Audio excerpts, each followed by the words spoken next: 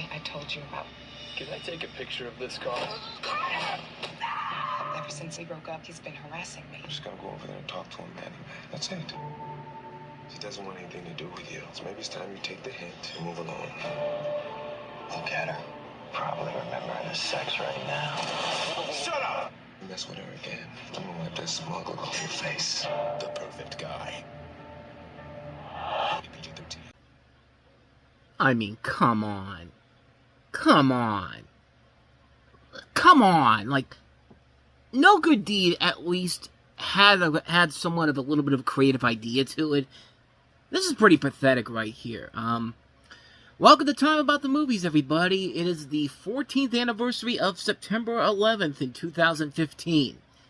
Here's your biggest movie of the weekend, The Perfect Guy, aka the most generic, by-the-numbers, psychological thriller we have ever done in the history of everything. Because, yeah, you've seen this shit done before, and like I said before, like, if it not had the company like Screen Gems behind it, this thing would have been on like Lifetime or BET, but because this is the same company that put out No Good Deed and can market these movies to a specific audience and they'll come out and see it, of course it went on to become a gigantic hit. Stop me if you've heard this plot before, because it's so incredibly refreshingly new and has never been done before in the history of film. It centers around a single woman played by Sanaa Lathan who falls in love with a man who harbors an obsession after she breaks up with him, played by Michael Ealy. And of course, Morris Chestnut is playing the other guy in here. So, yeah, it's Fatal Attraction.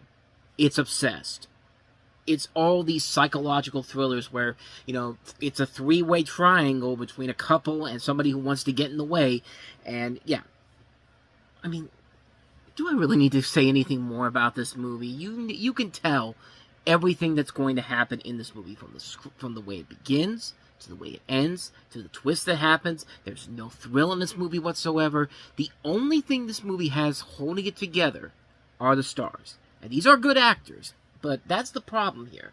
They're good actors. Two of them are actually the producers on this movie, Ealy and Lathan, and you expect them to be in so much better than this. Like, there's so many other better movies they could be starring in. Not stuff like this. Like, it's like with last year with Taraji P. Henson and Idris Elba in No Good Deed. We know these people can act. Give them a movie to act in. Give them something that actually is worthy of their talents. Don't give them the same old generic crap over and over again. Because, I mean, this isn't the end of these type of movies, but then again, this is Screen Gems. Screen Gems is, of course, the company that will take whatever they can get from what Sony and what Columbia and TriStar don't want and say, here, guys, have this here. It's the most generic-ass script we've ever had to make, so go ahead and take that and see what you can do with it. Maybe you'll make some money off of it. And, of course, like I said, they did, but it just doesn't work, man. And not only do you have these three wasted here, you got a cast that also includes people like Charles S. Dutton, Tess Harper, Catherine Morris, Rutina Wesley from True Blood, Holt Mulcahy, you know, John Getz. I mean, there's so many good people in this movie, and it's just really just like, I mean, come on, man. Like, this is pathetic. This is lazy. Like I said, No Good Deed at least had somewhat of a creative idea to it. You know, you take in this guy that you don't think is anything that is, you know, it's a guy that says, you know, I just need to borrow a phone, and then you realize that he's actually a criminal. That's something that actually could make for a good movie, even though it didn't really do that last year. But at least that one was trying. I mean, it's bad. You know how bad this is? This makes The Boy Next Door earlier in the year look better by comparison, and PG-13. So you're not going to get anything. To titillate the guys out there. You know, like, you want to see Sanaa Lathan naked. There's no point. There's no point, because she's not going to do that. Just like, I don't know, man. Just, I mean, it's a bad movie. It's a bad movie. But I mean, would you really expect anything better from a company like this? I think what really bugs me the most is that there was a far better thriller that came out this same weekend, and because the numbers were so neck and neck at the box office, it came in at 2 by just a little bit over a couple of $100,000. Let me see if I got it right here. $400,000 between this and our next movie, which is the far superior movie. It's M. Night Shyamalan's The Visit. We are. It's gonna be a great week. I've wanted to spend time with you for so long. Would you mind getting inside the oven to clean it? There's something wrong with Nana and Papa. They're just old. It's the end of your trip. Mom, you need to come right now. Don't be scared. It's just Nana. The Visit, rated PG-13. Oh, no. I know your tricks. You're not going to trick me into... I've seen those videos online where the girl's just like, oh, stepbrother, I'm stuck inside of my dryer, help me. It's just like, how do you get stuck inside of a dryer? Honestly, but, yeah, I think you get the idea here. But, anyway, stupid joke right there. Let's talk about this really good movie because, hey, M. Night Shyamalan is back, baby, after... God, almost 15 years since he made a really damn good movie. The Visit. You have two young siblings played by Olivia DeJonge and Ed Oxenbould who are staying with their estranged grandparents. During their stay, the siblings notice their grandparents behaving bizarrely, and they set out to find the truth behind the strange circumstances at the farmstead. Catherine Hahn plays their mother in here, and yeah, man, this movie really is one of the biggest surprises I think we all seen in a long, long time because, you know, M. Night Shyamalan, you know, he started off as a great director. He directed The Sixth Sense, which was great. Unbreakable was great. And then came that trend of really lackluster movies. I hated Signs. I hated The Village, Lady in the Water, The Happening. The worst movie I've ever seen one of my worst movies I've ever seen is The Last Airbender. After Earth. He was also behind Devil.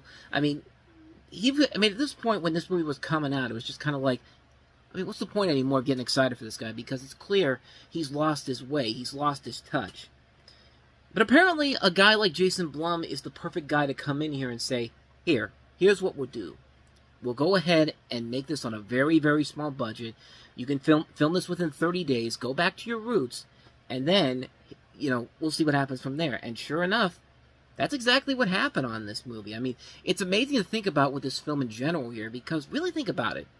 This guy was an Academy Award-nominated director for his first film, The Sixth Sense, and in 15 years since this movie's come out, his career took such a nosedive that every studio passed on the rough cut on this movie. That they, you know, Shyamalan thought he was going to lose a lot of the money he had invested on this movie, even though it was $5 million. I mean, $5 million is still $5 million, man, but, you know, Blumhouse basically came on in and said, hey, we're a company that can do so much with little to no money, so, yeah, we'll go ahead and take it. We'll see what happens with it. And then just like that, this movie becomes an unexpected hit. It's a critical success. It becomes so successful that Shyamalan's name gets back on track again. And it's funny because for a number of years after this movie came out, he actually held a list of the Hollywood executives who refused to distribute The Visit and said that by 2018, most of them had lost their jobs. So there's much more fascinating stuff going on behind the scenes of this than you can possibly imagine. And, hey, it's a really damn good movie. It's not one of his best movies, but you know what? It's a return to what makes M. Night Shyamalan work as well as he does. I mean, it's not him going extremely over the top. It's not him going extremely pretentious when he needs to. I mean, this is a movie where he's taking it back down. He's going back to what made the first two films of his so good, and it's turning into a really good movie. This is a tense-filled movie where, you know, they do a good job of keeping the suspense levels going forward, and you think by watching the trailer you get a sense that something may be wrong with the grandparents, but then there's a pivotal moment in the movie where even even the mother realizes that, you know, something is off here, and and the twist overall is a return to form. It's an M. Night Shyamalan twist that feels refreshing. It doesn't feel like it's forcing it down your throat and expecting you to just go along with it. Like, it's an incredible movie, man. It's a really impressive film that just works on so many levels, and it's tension-filled, it's scary, it knows exactly what it's doing. I mean, it's a movie where it is just so well done, so put together, and for M. Night Shyamalan, he desperately needed something to get back on track here, and after 15 years of lackluster films, you know, the last great one being Unbreakable in 2000, I mean, here he is again, back in full force, and he has not missed a beat for the most part since then. I mean, now, granted, some of his movies have not been that great. Like, you know, the film he produced for his daughter to direct, The Watchers, was not that great. Trap was a silly but fun movie, but a stupid but fun movie in a way. You know, the Split and Glass are good movies. Old is a fun, over-the-top movie. Knock at the Cabin is a fun film overall. Since this movie, he's gone back to making entertaining films. He's not given these extreme budgets or creative control to do whatever he wants and just talk about how pretentious he is and all that, and how snobbish everybody else is about his work. But it's him returning to what we like about his work overall. It's a really, really fun film that just, I mean, bravo, man. Welcome back, M. Night Shyamalan. We have missed you so much, and you made an incredible movie, and who would have guessed that you would have had to do it with Blumhouse Studios, of all companies to do it, but yeah, hey, it worked. It's an incredible film. Can't recommend it enough. If you haven't seen The Visit, check it out, man. See the return of a legendary figure in M. Night Shyamalan, in true form, too, but, I digress. Let's go ahead and move on to our next movie, which is 90 Minutes in Heaven. Experience the incredible true story. 26 years ago, I died, but God had other plans for me. Based on the New York Times bestseller, Hayden Christensen, Kate Bosworth. Through his plan, I discovered my purpose is to tell you, God still answers prayers. God still performs miracles. Heaven is real. 90 Minutes in Heaven. Rated PG-13. In theaters September 11th. So you can basically say that this is exactly what happened after Return of the Jedi. You know, Darth Vader somehow, his subconscious went into our world and became this minister, and he ends up with Lois Lane from Superman Returns. So, but in this movie, Hayden Christensen plays a Baptist minister who is involved in a horrific car crash, pronounced dead at the scene, and covered by a tarp. 90 minutes later, having been brought to the hospital, he returns to life and claims to have seen heaven and visited with deceased relatives while there. So I'll give it this. It's not one of these religious Christian movies that I have never really seen and don't really plan on ever seeing, but I'll give it this. This is at least sounds much more intriguing than the last movie where Hayden Christensen was dead for a long time and then he comes back to life in Awake, which was a movie that had a good premise to it, but a terrible twist ending on it. This one obviously goes for what obviously goes for what you think it's going to go for. It's a movie that isn't going to go to those insane levels here, but it's an interesting idea overall. I like the idea of a movie where, you know, you've been pronounced dead, you've been dead for a little bit, and then you come back and you tell people about, you know, what you've seen. I mean, a near-death experience, honestly, but yeah, I mean, it's a movie where it has some intriguing idea to it that might make for a compelling movie overall. But then again, this is a film that was not a critically successful movie. But then again, most Christian movies aren't really that successful in general. Even though the last couple from Angel Studios, the last couple of years, have actually done very well critically. Like there was that Kevin James one that came out recently, Solo Mia, which actually got some really good reviews. And I'm actually kind of tempted to check that one out one day. And then a couple of the animated movies they've done. So maybe they are getting better as they go along. But yeah, as far as this one goes, I really don't know too much about it overall, but the premise is intriguing enough that makes me kind of curious about it. I'm probably never going to watch it, but if there was one of these movies I'd want to watch just for curiosity's sake, it'd probably be this one. I like the concept of it. I do like the actors involved in it. You know, they have you know, not just Christensen and Kate Bosworth, but Fred Thompson, Dwight Yoakam, Marshall Bell, Rhoda Griffiths, Michael Smith, Hudson Meeks. So directed by the guy who did The Astronaut Farmer. So there might be something there, you know, but again, it's not something I'm going to rush out to see anytime soon, but I mean, it could be good. So let's go ahead and move on to the last movie we have here, and that's Jason Sudeikis and Alison Brie starring in the romantic comedy Sleeping with Other People. Are you guys sleeping with each other? No. Oh, good. Oh, my God, good.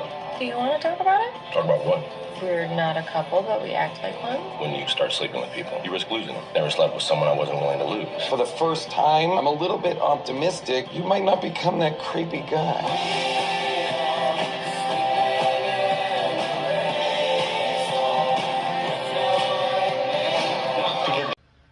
So if you have a Annie Edison from Community and Ted Lasso fan fiction that you've been dying to see in movie form, here it is right here. You got a good-natured womanizer played by Sudeikis and a serial cheater played by Alison Brie forming a platonic relationship that helps reform them in ways while a mutual attraction sets in. So yeah, it's a very standard romantic comedy, kind of done to death before, but what does make it work are the leads in this movie. Alison Brie and Jason Sudeikis are always going to be terrific actors, even in stuff where they're not the best. I mean, I just talked about Get Hard a couple of weeks ago, which is a terrible movie where it even took somebody like Alison Brie and made her just ungodly awful to sit through. I mean, it wasn't her fault. It was just the movie that she was in was a poorly written movie. It was a badly written film. But you know, here's a movie like this that shows that, hey, this woman can be good. She can be very entertaining. And you do buy her chemistry with Jason Sudeikis. There's also a great cast. It also includes Catherine Waterston from Inherent Vice, Adam Scott, Jason Mantzoukas, Andrea Savage, Natasha Lyonne, Adam Brody, Amanda Peet, Mark Blucas, Margareta Liviera, Billy Eichner, Daniel Pineda. A lot of names you recognize here. And yeah, the movie has been done to death before, and like I said, it is a very formulaic romantic comedy, but I always say, a good romantic comedy, even if it's formulaic, can still work if your two leads are making it work, and the two leads in here definitely make it work. And also helps you have somebody like Leslie Headland, whose last movie was Bachelorette, which I thought was much better than actually Bridesmaids was, but that was the better Bridesmaids movie to me, that film. So you got her directing this movie, and even if it is generic overall, like I said, if the leads are good, the film can work as a whole, and it does work here in general. It is a fun film. It's a really good romantic comedy. I really enjoyed the hell out of it. I recommend it. Probably a lot of people haven't heard about it, but excuse me. Probably not a lot of people have heard about it, but it is definitely one I would highly recommend checking out. Sleeping with Other People. Watch this. Don't do it in real life. What the hell was that look I gave you guys? I apologize for that. Anyway, I gotta get out of here. That's gonna wrap this episode of Time About the Movies up. Next time we meet, we've got a pretty good slate of movies overall to take a look at. We'll take a look at Maze Runner, The Scorched Trials, which is, of course, the sequel to the runaway hit last year, The Maze Runner. We'll take a look at Johnny Depp starring in the crime thriller Black Mass. We'll take a look at a return to form for another director. We had a visit this past week with M. Night Shyamalan. And next time we'll take a look at Balthazar Koramahu's Everest, which kind of turned his career around because he was making some pretty bad movies. Contraband, Two Guns. This is probably the first movie of his I really, really enjoyed, and we'll talk about that one. We'll also talk about Captive. We'll talk about Sicario, which I just saw got a limited release this weekend from Denis Villeneuve.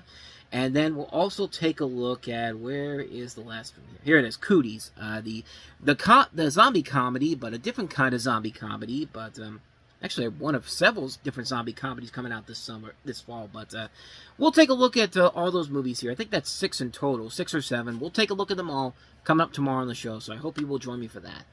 With all that said, though, thank you so much for watching this. I hope you enjoyed this. If you did, please go ahead and do me the honors of hitting that like button, that subscribe button, and that notification button. Also, don't forget to check out our playlist, and don't forget to check out the previous episode we did.